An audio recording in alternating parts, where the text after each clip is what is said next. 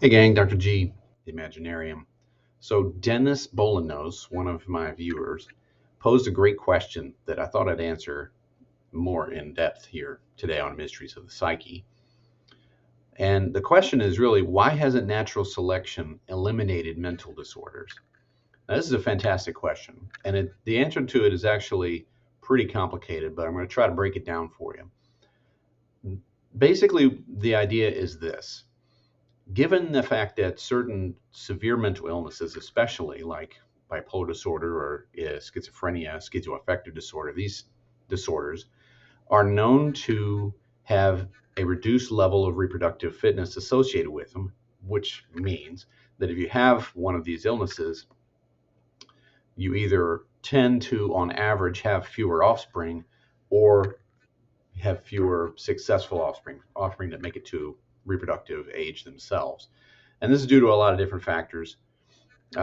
Most particularly in schizophrenia, I think this may be our most extreme case of this question. Now, given that, you would think that natural selection would have eliminated it from the genome. But schizophrenia has a 1% incidence around the world, and it's quite stable, and it's been that way for a long time. So, what's going on here? Why hasn't natural selection eliminated it? Well, here's the deal. The deal is there are a number of factors that are keeping it in the genome.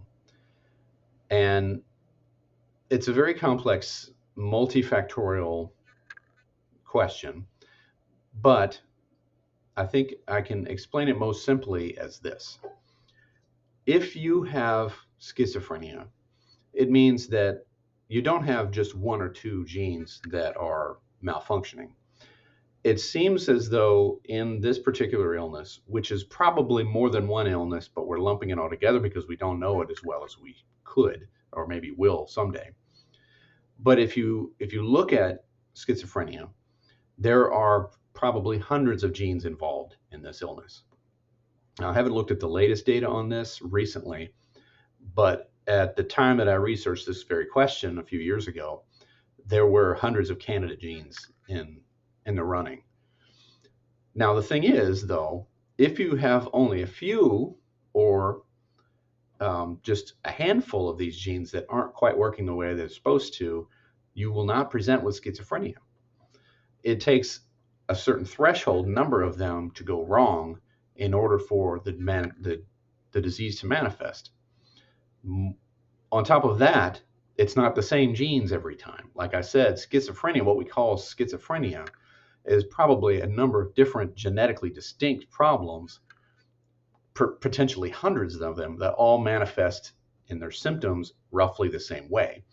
So as a psychiatrist, I encounter many people, we label them schizophrenia because they present with similar features, but if you were to able to look at their genomes, there would probably be quite a bit of difference. Now, what does that mean? Well, what that means is if you manifest this disorder, it means that there are a number of genes that are not quite working the way that they do in the normal population, and hence the disease manifests. If that person doesn't reproduce, that doesn't get rid of all the genes, see? So there's no easy way really for natural selection to eliminate schizophrenia or any disease that works like this from the genome, especially if some of those genes have benefits. So here's another factor to consider here. One thing that's been observed for quite a while is that in people who have an extraordinary level of creative output, whether that's scientific or artistic creative output, there does seem to be a higher incidence of individuals with schizophrenia and bipolar disorder in their family. So there's probably multiple selection pressures operating all at the same time here. If you have too many schizophrenia genes, then you develop schizophrenia. But if you have a handful of them, it may actually be an advantage. And those individuals that do manifest with the disease are really kind of taking one for the team, as it were, because the benefits that having a few of them gives you. Okay, so this is sort of analogous to sickle cell genes.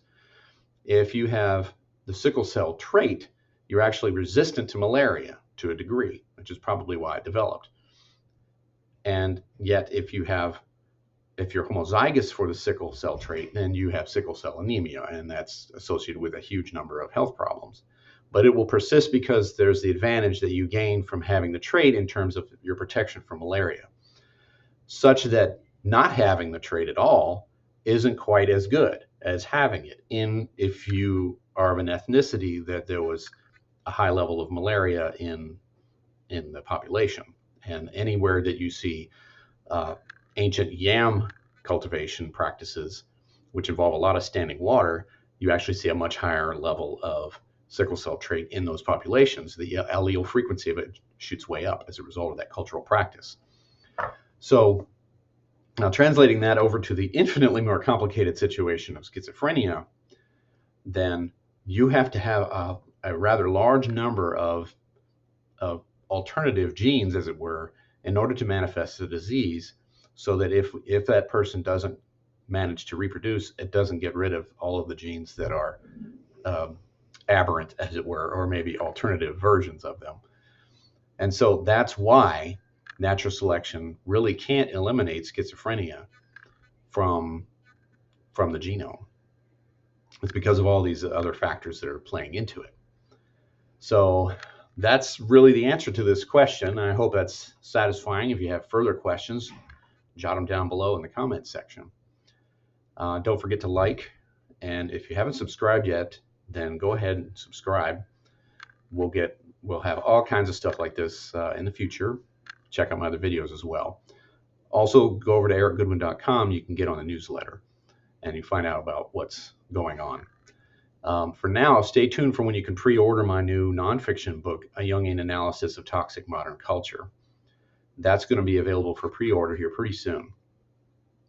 And then last but not least, of course, probably around early next year, my fantasy novel, King of the Forgotten Darkness, will be available as well. And that's what I got for you today, so I'll see you guys next time.